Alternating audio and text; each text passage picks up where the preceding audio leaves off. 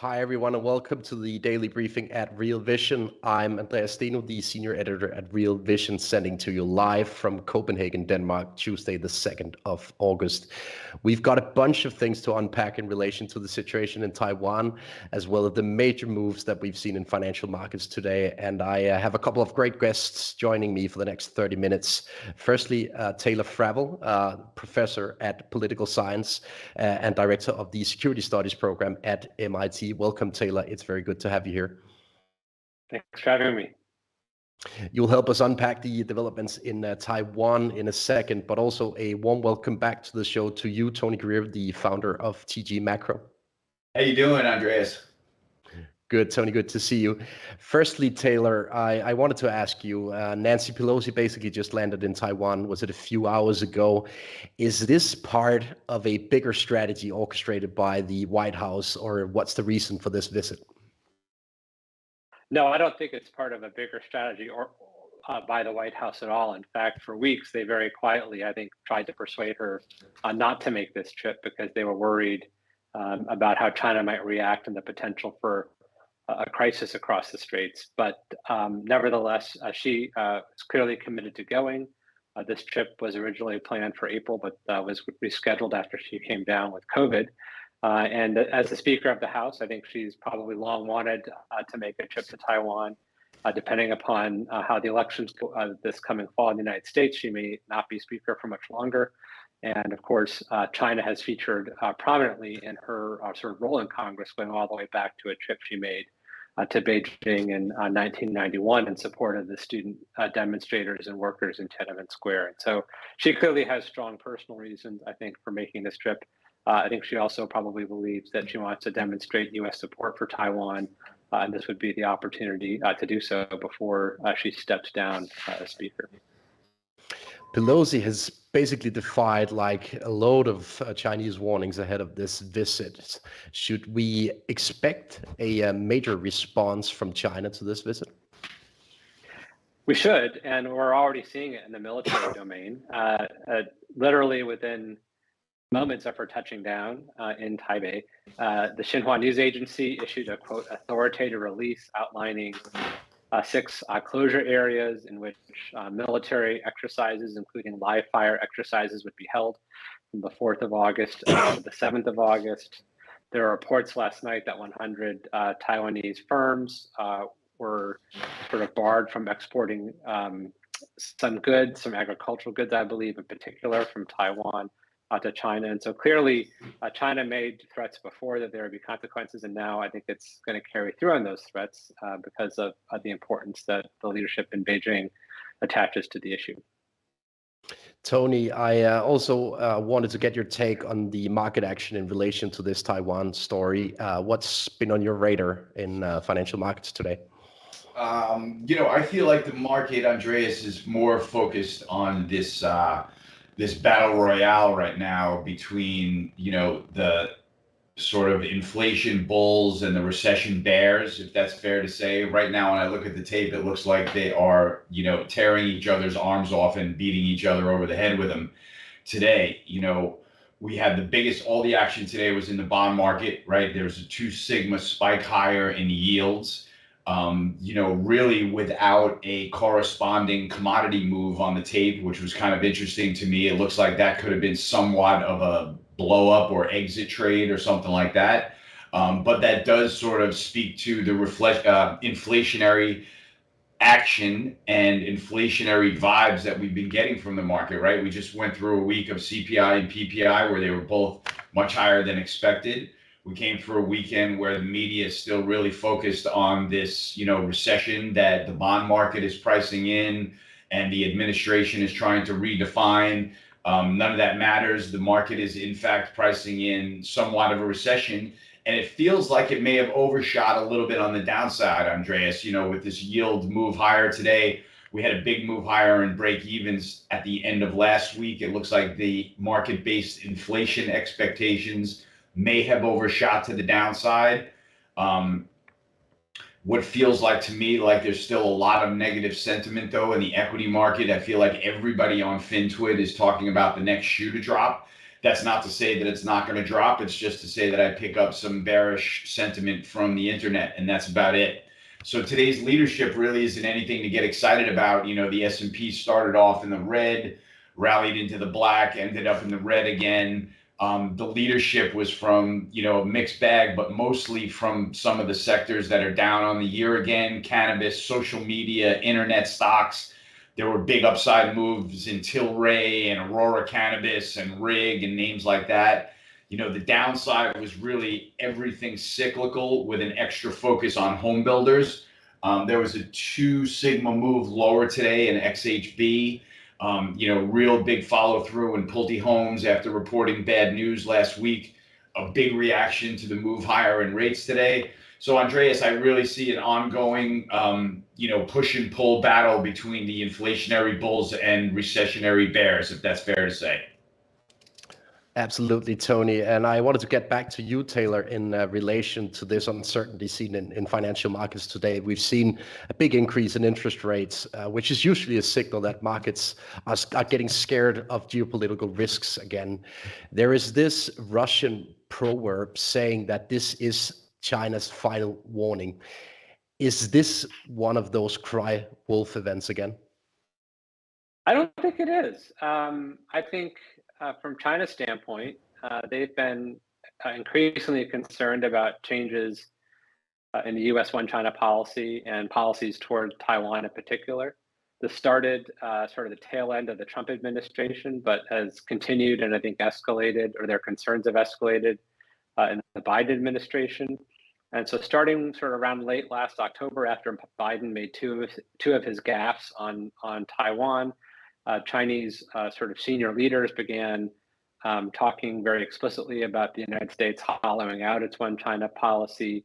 In a phone call in November, Xi Jinping told Biden not to play with fire over Taiwan, something he repeated in their recent call I guess, was it last week or the week before last? And so I think China is being driven by real concerns that it sees, and thus a need to sort of restore credibility with the United States regarding its own commitment to pursuing what it calls sort of reunification or the unification of Taiwan with the mainland. And I think there's no foreign policy issue more important for China's leaders than Taiwan in the security area. Certainly, foreign economic policy is very important in terms of welfare overall, but in terms of security issues, right? This is it. This is what they care more about than any other foreign policy issue. So I don't believe they're crying wolf.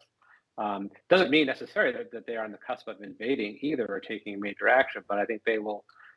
We will see probably over the coming weeks and months a whole series of actions that are just beginning with these military exercises designed to underscore China's resolve with respect to Taiwan. I think we can bring up a chart showing these military exercises around Taiwan currently compared to March 1996, the third Taiwan Strait crisis. And it seems like this time, some of the exercises, they actually overlap with Taiwan's territorial waters. Do you see this as an escalation compared to earlier crisis situations in the Taiwan Strait?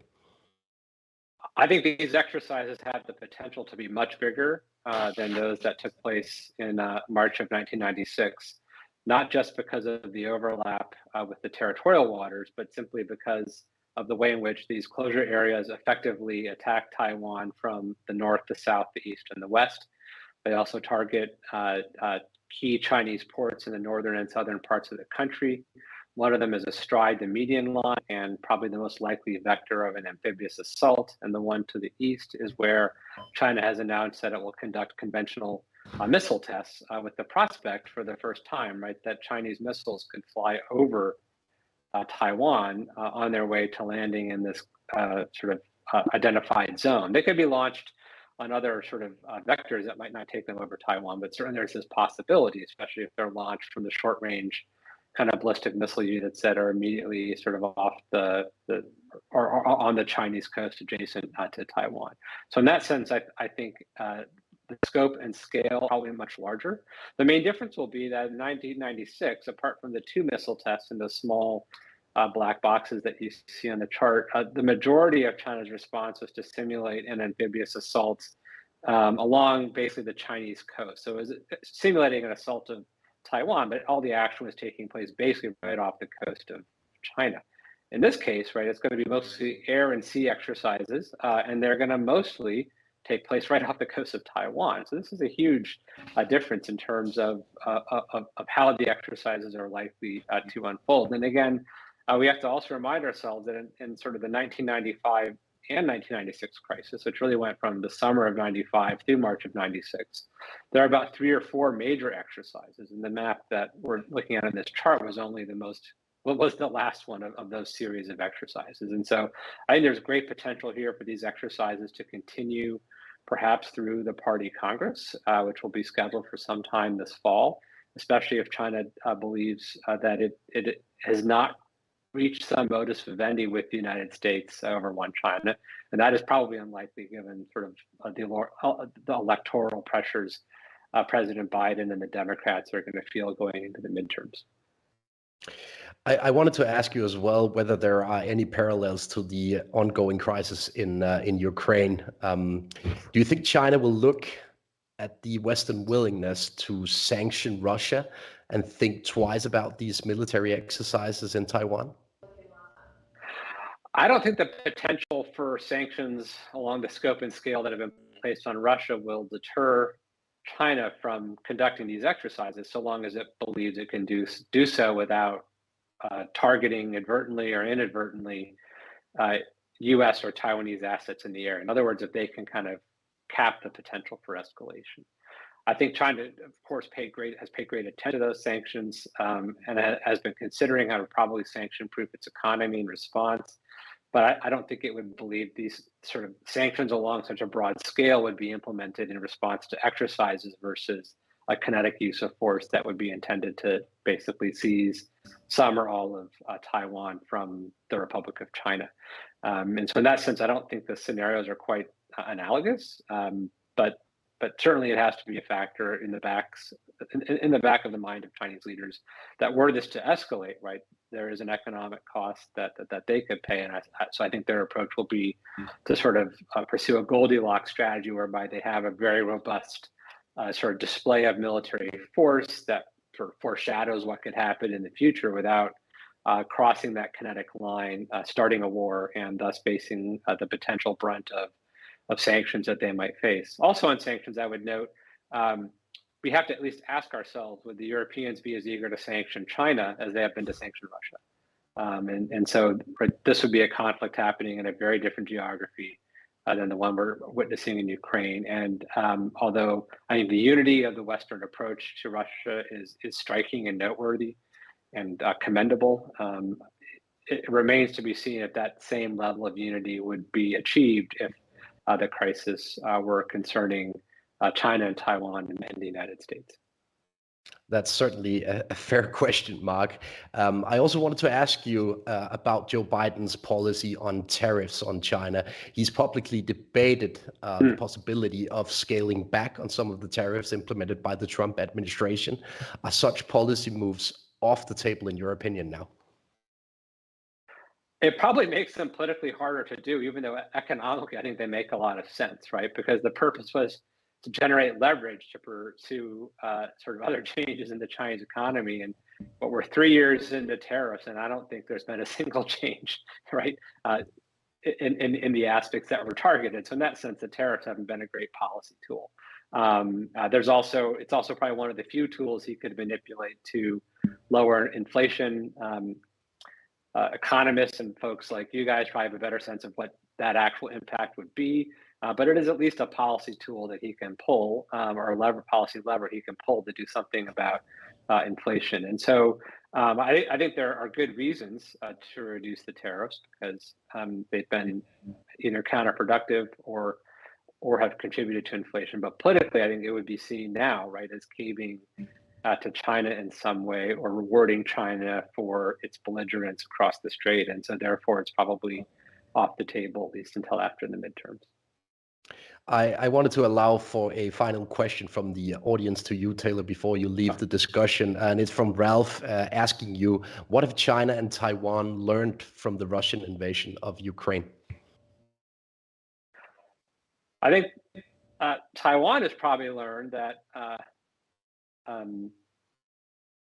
sort of the very impressive lesson of sort of the will of the Ukrainians to survive, right, and to fight for the survival of their country. Ukraine is it's not as weak relative to Russia as Taiwan is to China, but nevertheless, this sort of will to fight, I think, is remarkable in Ukraine. Defied the expectations of many analysts before it occurred, who thought that Ukraine would collapse pretty quickly, and quite the opposite has occurred, right? And so I think there's great potential for Taiwan, looking at the lessons of Ukraine, to do much more to defend itself, and to defend itself quite robustly. With sort of mobile anti-ship and anti-air systems, which would really frustrate China's military operations, especially in a very large amphibious assault. I think from China's standpoint, there are lots of questions. I think effectively, though, they would ask just how ready the PLA really is, right? And has corruption really been rooted out as much as they have tried to do so? Because one lesson we're learning from sort of Russian operations in Ukraine is sort of the continued depths of corruption in that military and the consequences it has for military effectiveness. I think they would also be asking whether or not the reforms they put in place in 2015 have created the nimble kind of force that is really able to conduct high intensity joint operations. I think it's important to bear in mind that what Russia has tried to do in Ukraine in sort of the scope of modern military operations is really the most straightforward, right? Surging forces across the land border, primarily conducting combined operations within your ground forces, not joint operations combining air, sea, and ground forces. What China would want to do across the strait would be orders of magnitude more complicated. And so seeing the Russians face this challenge in conducting relatively simple operations, even though they've adapted to some degree, I think would probably be a pretty bracing lesson for China to think about with respect to the capability of the PLA, which, despite 2 decades of massive recapitalization in terms of new platforms such as stealth fighters and surface combatants and so forth, the open question is just how well can that equipment operate and to what effect. And so I think that will probably induce some caution and contribute to the maintenance of deterrence across the strait. Taylor Fravel, Professor of Political Science and Director of the Security Studies Program at MIT. Thanks so much for joining the daily briefing today. Thanks so much for having me. A pleasure to be with you. Tony, back to you and the discussion on financial markets. It's been a crazy day. We've seen this massive move in interest rates. What do you make of this move in interest rates and the spillovers potentially to the commodity space and the equity space in the days ahead? Yeah, I feel like that, it's really hard to break down right now, Andreas. There's not a lot of correlation in the tape. Things are kind of flying off in their own direction. It feels like the bond market is still reacting to the CPI and PPI data at some level, or at least the fact that the bond market likely overshot the recession on the downside and then got this upside surprise in the inflation data and is now adjusting. It's also adjusting at a very precarious time for the crude oil market. That's like front and center for me right now, because crude oil is testing 200-day moving average, which is a big deal for us technicians. On the bull side, we've still got a lot to hang our hat on. Gas Buddy says that local gasoline demand is literally at record levels through 9.5 million barrels of gasoline a day, well above historic averages. We've got, still firmly backwardated markets, but we've got them much looser than they were, say, a month and a half ago. So what we've got is the sort of crack spread backing off from the mid 50s to 38.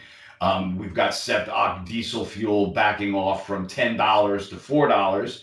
While $4 is still massively backwardated, it has now been cut in half since its widest prices. So naturally, you see pricing backing off. We see the gasoline market testing the 200-day moving average for the first time this year, I believe. So, the oil markets are respecting the fact that the financial markets are pricing in that recession. It looks like they may have priced them in a little bit too far. It looks like the equity market is still sort of treading water around here, but more likely downside maybe to come. It could be a situation where we have one of those ripping bear market rallies. If commodities can get on their feet here with this move higher in yields, but it's really tricky right now, Andreas. There's a lot of, it feels like there's a lot of risk coming out in the wash, and the markets aren't really going very far. So it's really hard to get a read on them.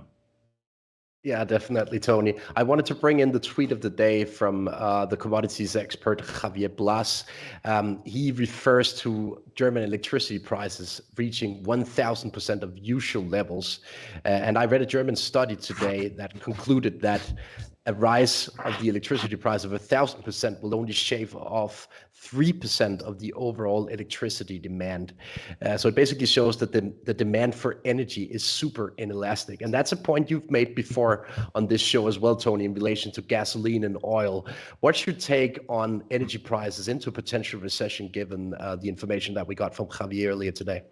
Thank you very much for noticing that, Andreas. It feels like, we are, whether we like it or not, the markets are telegraphing a bit of stagflation, right? It's impossible to get away from, oil prices have sort of remained, in the upper end of their rally range, at least, while base metal prices have collapsed. Lumber has collapsed, so some of that more cyclical stuff backed way off. And, as we've been saying about that pricing elasticity, it hasn't happened in the oil markets yet. They remain backwardated. They remain tight. We're getting news like we just got out of Marathon Petroleum, right? The biggest American refiner. They made more money in the second quarter than they did in any other year as a refiner, right? Their quarter was up.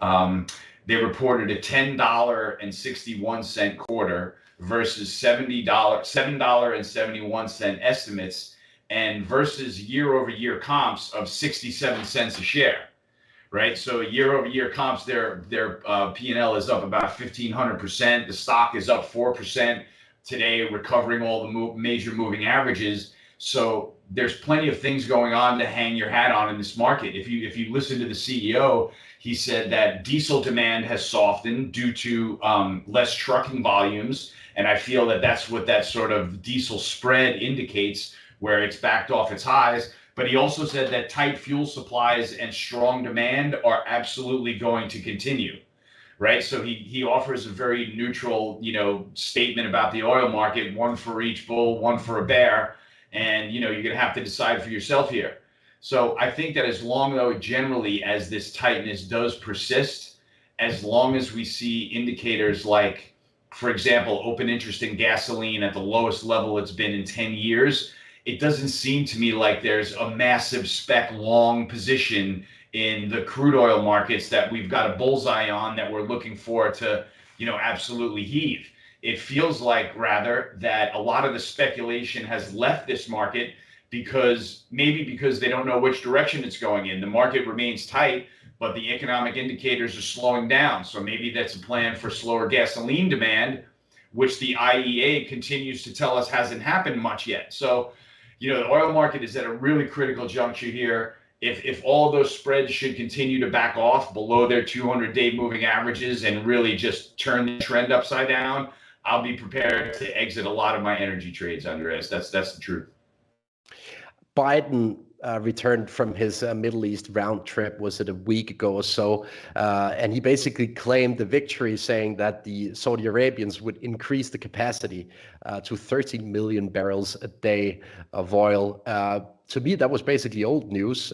You can find similar headlines from earlier this spring, for example. And I think the key word here is capacity. It's not necessarily equal to production per se. What's your take on the whole supply situation after this Biden trip? The market is still screaming for supply news, isn't it? Well, he came back from Saudi Arabia without production hikes and with COVID. So I wouldn't call that trip a massive success on any level. As long as Saudi Arabia continues to raise prices to their Asian clients, as long as they manage OPEC, OPEC just reported that their spare capacity was like 300,000 barrels last week, when the market is expecting them to come up with like 1.2 million spare barrels of capacity. of barrels of spare capacity, and that just proves that story that we've been telling all along, is that OPEC doesn't have the spare capacity to really be able to clamp down on the price of crude oil, which is another reason that I kind of tend to think that it holds a dip around here. Maybe it dips to 90 or so, but I don't think that the bull market in oil is over per se. It's just maybe a time to, readjust. And, as long as the policy continues in the shape and form that we are in, as long as we continue to see Putin literally toy with Europe, as we head into the fall here, I'm not taking my eye off of this trade. Natural gas has been really interesting. It just backed all the way off to about $5.50 and then rallied to $10. Here it backed off to moving average support at $8. Everybody's got it written it off for dead because of this depression that we're pricing in. If that doesn't happen, and if the recession doesn't happen, and if gas demand remains firm, we're going to see gas through $10. We're going to see ammonia prices rally, fertilizer prices rally, more pressure on the food shortage crisis. I mean, this commodity trade is not one that I'm willing to walk away from quietly, if that's fair.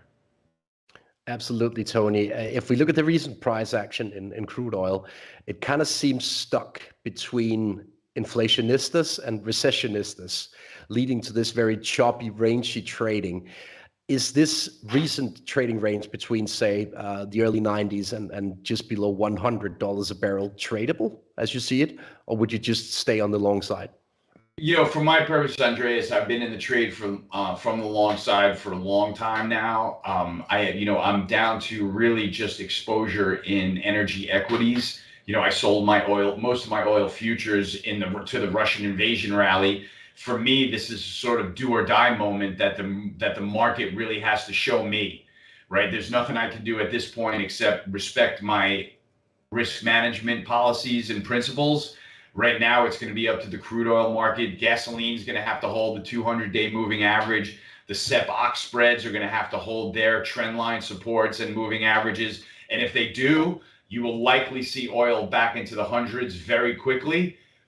If this recession depression story and this economic vibe gets a lot stronger with yields remaining firm, you might see a $5 slide in the oil market. But like I said, without there being a large spec long to really shoot against, the dips in oil have been dry heaves, and I'm not really going to give up my bullish attitude or my bullish posture towards the markets on a couple of closes below the 200-day moving averages, right?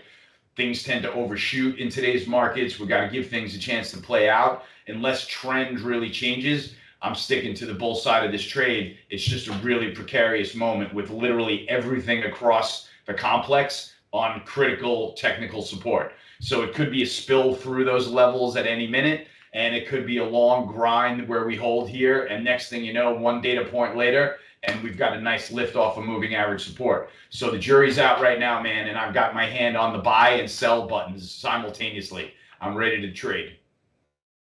I also wanted to pick your brain on risk management today, Tony. And in relation to that, I wanted to play a soundbite for you from our new Academy product at Real Vision. It's from a debate between Jamie McDonald, Roger Hurst, and James Helliwell on risk management in these uncertain markets. So let's listen to the soundbite and get back to the risk management discussion. Sure.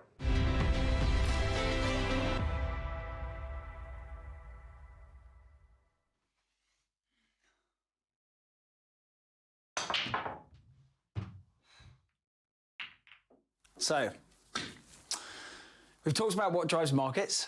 We've talked about charts and the way how important they are in coming up with your idea. And we've spoken about the different asset classes and like the fundamentals of each and how they're correlated. So now, what do we need to think about when it's time to put risk on, when it's time to put a trade on? So what are the stuff we need to discuss? I mean, you're looking at things like what's your entry point? Yeah. Where do you do it? How do you approach that first action in the market? Then do you go all in at the beginning, or do you layer it? Where's your exit if you've got it wrong, or you think you've got it wrong? Where are you going to start taking profits? That's the basic level. But you've also got to sort of think about how that trade fits into your portfolio. And time horizon, which is how long is this trade on for? Is it based on the economics around the trade? Is it based upon your life experience, as in what you need? Are you putting something on which you think is going to sit there earning you income for 10 years, or is this a 2-month trade? So there's all those things around it which are, there's a whole bunch of variables from who you are, what you want out of it, through to that specific trade and the framework you're in it. The entire Real Investing course is available for Plus members and above in the new Academy product at the Real Vision platform. Back to you, Tony. I mean, risk management is obviously important in these choppy markets. What's your take on risk management these weeks?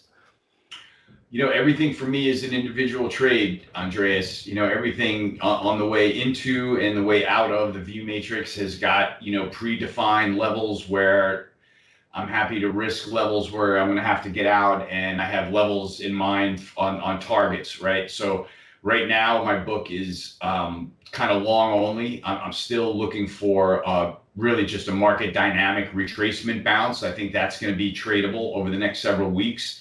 But I'm really managing everything in its own basket, Andreas. I look across my view matrix every day. I tighten up the stop loss levels and the take profit levels as they change, as the charts morph. And I really try to keep every line item its own risk management basket.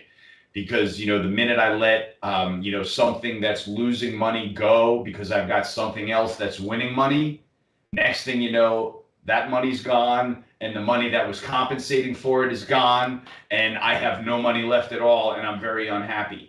So I find that when I manage things individually, whereas, okay, this trade is over, time to get out, I stick to that discipline and not worry about something else that maybe is working that day to offset it, because that's the only times that I've gotten myself in serious trouble. It's the volatility right now is such that, you've really got to respect every major move in the markets. Today, the major move is a big move higher in interest rates. So we'll see if that carries on for the rest of the week. But those are the kinds of things that are on my mind when it comes to risk management, Andreas. We have time for a single question from the audience in relation to this energy debate. And it's from Jim Griffin asking you about the restart of the Freeport LNG port in the US. Do you think markets will price that restart in ahead of the actual event? Yeah, that's a tricky one. We've been wrestling with that headline for about a month now. Natural gas prices have already had a $5 range since we've come out with that headline, and now we're somewhere in the middle. So I'm looking for the markets to, sort of accept that headline. I'd like to see that facility get back online. I think that would be bullish for natural gas prices, and that rhymes with the chart right now, Andreas. We just punched to a new high, settled back into support. And, that facility coming back online on time to full capacity would definitely help the natural gas market get on its feet. It's definitely being, kind of dragged higher, sort of mentally, with the Dutch TTF spot not giving up any ground at all. It's still trading around €200 per megawatt hour. We're still on the lookout for what Putin's doing with the TAP headlines. So this is still a trade that's still at the top of the radar screen for me. As you know, Tony, I've made it my trademark to always conclude the daily briefing with a meme. And today I want to have a bit of fun around Nancy Pelosi's personal trading book in relation to this Taiwan visit. So I posted this on Twitter yesterday saying, get some puts on the book, honey. I'm off to Taiwan tomorrow. So let's see whether Nancy's book is the one to follow this week. Tony, thanks so much for joining us again today. It was a pleasure. Great job, Andreas. Thank you very much. And thank you, everyone, for watching the Real Vision Daily Briefing. I will be back tomorrow with Peter Bourgeois. See you there. I can see on Twitter and on YouTube and all over the place that everybody's struggling with these financial markets. How the hell do we invest? How do we make sense of this world? It's too complicated. There's too many things. What the hell is a yield curve? What does it mean to me? How does inflation play into my portfolio? These kind of questions are really important, and they remain unanswered to this day. And that's why we've done something very different at Real Vision. We've actually decided to solve that problem at scale, affordably for everybody. That is the Real Vision Academy and the Real Vision Investing course. We've created this incredible structured course so you can truly learn how to navigate financial markets and become a better manager of your own portfolio, your own wealth, and your own destiny. These are so important. The other thing about the courses that you find online, not only do they charge you a fortune, but it's basically done by somebody who's got no experience in financial markets. This is different. This is built by the head of proprietary trading at Goldman Sachs Equities in London, who also worked with me at the GLG Global Macro Hedge Fund, Lex Van Dam. We took his incredible course, which he trained people for the BBC show $1 Million Traders, and turned it into something truly spectacular, taking it to when Lex never dreamed it could go. Now, Real Vision is always a little bit different as well. We don't make learning boring. I mean, we filmed some of these videos in extraordinary places like bunkers underground to pubs. We want to make it feel natural, interesting, immersive. So when you come out the other side, you are a better investor. If you join us now, you get an incredible discount. Go to realvision.com/theacademy. See you there.